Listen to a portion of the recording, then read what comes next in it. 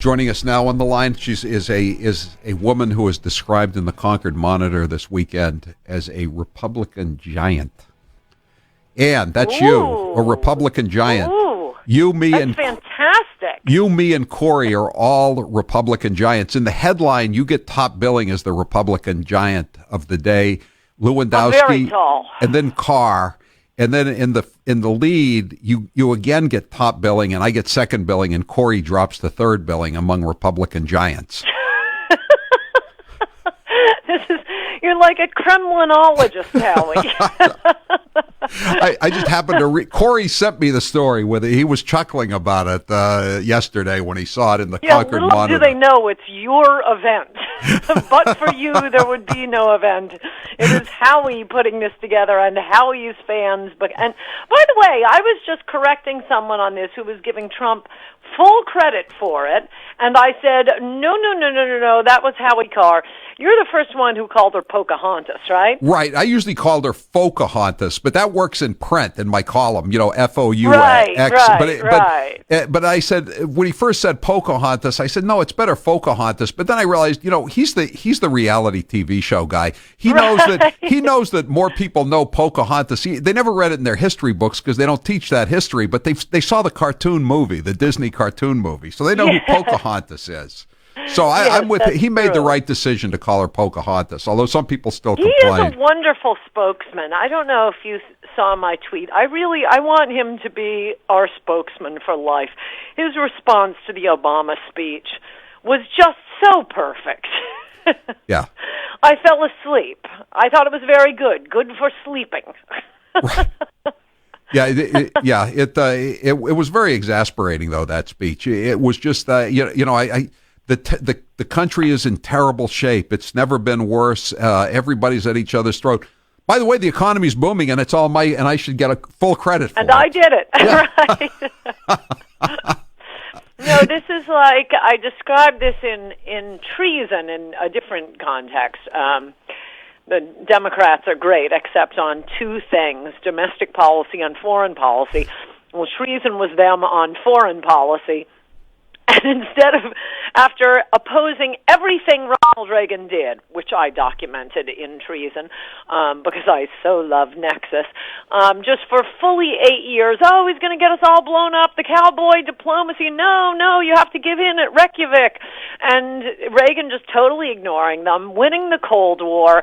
Then, having called the ball, the pocket, and the shot, and winning, liberals set about saying, well, it was really Harry Truman who won the Cold War.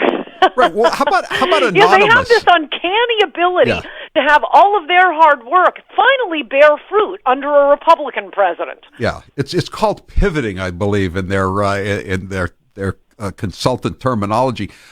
And how about this guy Anonymous when he's talking about how the President Trump is playing footsie with Kim Jong-un, a terrible dictator.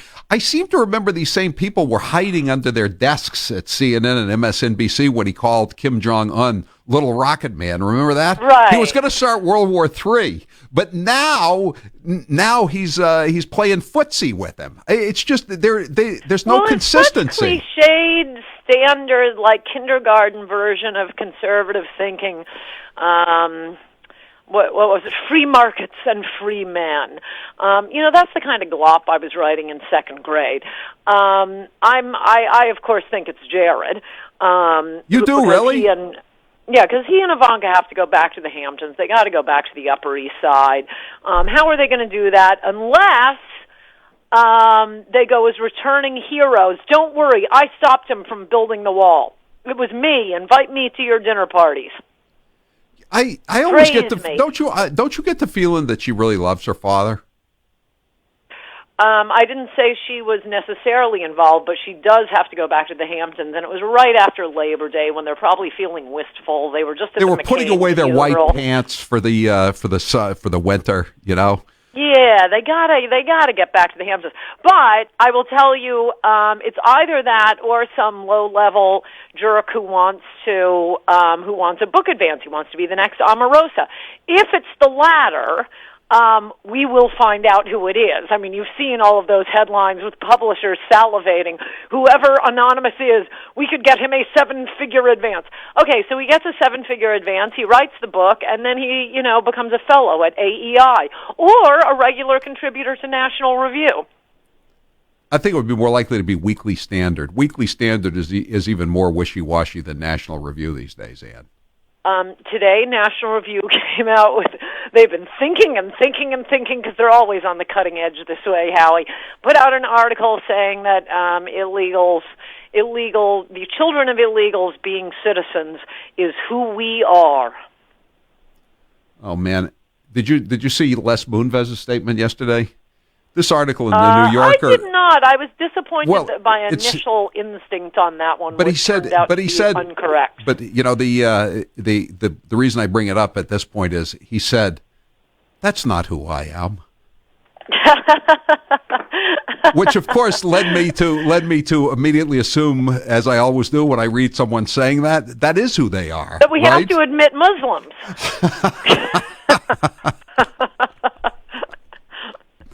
Yeah, it's so you didn't think Les Moonves did it? Is that initially? I didn't read the latest accusations, and I hear they were quite a bit rougher. It's bad. But the first ones I thought were nonsense. It was because there's no point in going through what I thought on accusations that have now been overtaken with all new and more aggressive accusations, or certainly more devastating accusations.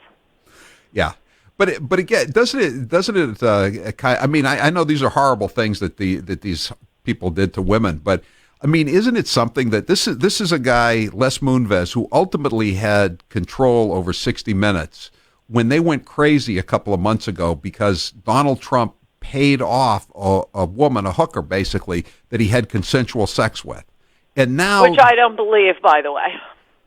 You don't believe he had sex with her? As long as I'm going to keep needling our president on, abandoning all of his campaign promises, I will at least defend him when I think he deserves the defense. And I don't believe it. For one thing, $130,000, that's a Stormy Daniels payment, which he never ended up paying. That is chump change. That's a mistake on your tax filing. Point one. I think he pays off a lot of grifters. If you're going to go around something that I must say I do kind of look down my nose at, being from Connecticut, and I suspect you do too, Howie, if somebody's going to go around bragging about how rich he is, and he's a billionaire, and hanging around with people like Playboy bunnies and reality TV stars when he's promoting some golf course or worldwide wrestling or whatever, you're going to get sued by a lot of grifters. I bet there are a lot of payments like that. Point three, the 1-year affair with the Playboy bunny, and she does not have one scintilla of evidence. I could date a guy for a week and give you something. I'd have a text message. I'd have an answering machine message. I'd have a cufflink. You'd have something. She has nothing. Yeah.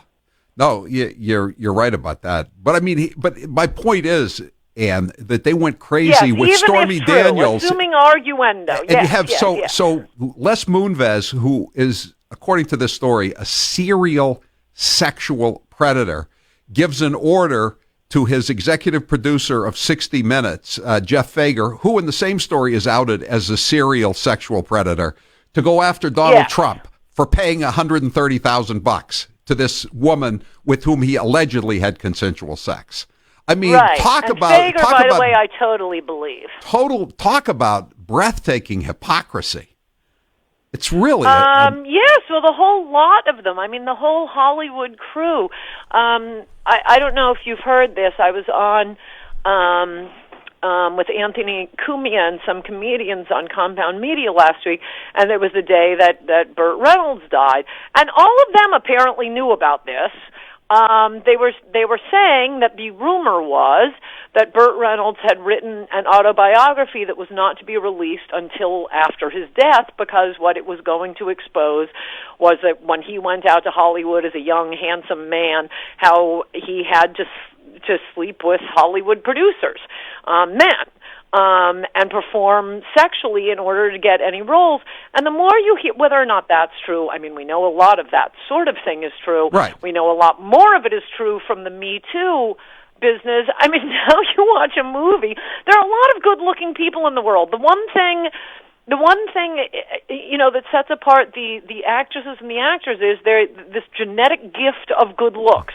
Well, go to L.A. anytime. Go to a lot of places. There are a lot of good-looking people. What makes one person a star and another not a star? Apparently, a lot of the time, it's your willingness to be a whore. So it kind of makes me look at this entire industry a little differently. Well, yeah, I mean, you really ought to read the story, Ann. Just for the prurient interest of it. But one of the women that he allegedly attacked, she was just his assistant. She wasn't like it wasn't the casting couch. They sent her in as his assistant, basically his secretary or his administrative assistant to the suite. It's 9 a.m, so apparently he figured she was attractive. So he immediately says, "Hey, let's have some wine." I mean, if you were working at 9 in the morning, yes, if you were working, if somebody sent you in as a temp to a car dealer at 9 a.m, and the boss said, "Hey, let's have some wine," I mean, I'd say I'm available full time.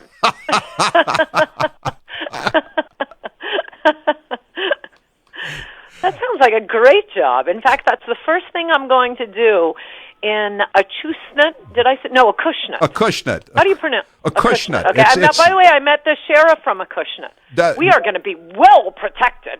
Yes. On Saturday, I would like to start with a glass of wine at noon, and in Concord, New Hampshire.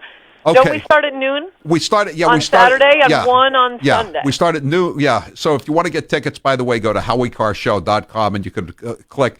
We're going to be in New Bedford / Acushnet at noon on Saturday, and it'll just be me and Ann. And on Sunday, it will be the 3 Republican giants, me, Ann, and Corey Lewandowski. This is quite a compliment from the Concord Monitor, unless they were trying to gin up some kind of mob against us. Ann, I don't know if that was the. I think we can take some. I am a giant. Yeah, Corey and I switched positions, in the headline and the lead, Ann, but you were the lead person. You were the lead giant in every way. Like I say, I'm very tall. Like you are. Think of yourself as the Eli Manning of the crew of Republican giants. You're the quarterback on this weekend. But I look forward to it. We got all your books. They're the books will be signed. We'll be meeting with everybody. Oh, you know what I'm bringing? What are you bringing? Because I figure, as you know, your audience is my favorite audience in all of TV land. I still have some first edition books of various of my books. So I have about 3 of each one that I'm bringing up, and also a few audios. Excellent. So everything will be for sale in Acushnet. And is Sheriff Hodgson coming over on Saturday? I think so. He better, because I'm not that tall. Yes, I'm very thin. Yes, Sheriff. I'm not doing the protection. Yeah, I will do the sarcastic remarks. Did you meet him in Washington when he was down there last week? Yeah, why were you there, Howie? The fair thing, the immigration thing, it was great. Yeah, no, I've been there before. I just didn't get down there this time. We Steve, our producer, got married. We're kind of shorthanded up here the last week or so. Okay. But he's coming back tomorrow, so I'll be more out on the road for the next few weeks. But anyway, Ann, we look forward. What's the title of your new book, which by the way you can get a copy of at either event this weekend in Acushnet on Saturday or Concord, New Hampshire on Sunday. What's the name of it? And signed, Resistance is Futile, How the Trump-Hating Left Lost Its Collective Mind. Hey, we'll look forward to seeing you on Saturday, Ann. Yeah, look forward to it, Howie. Bye-bye. Okay, bye-bye.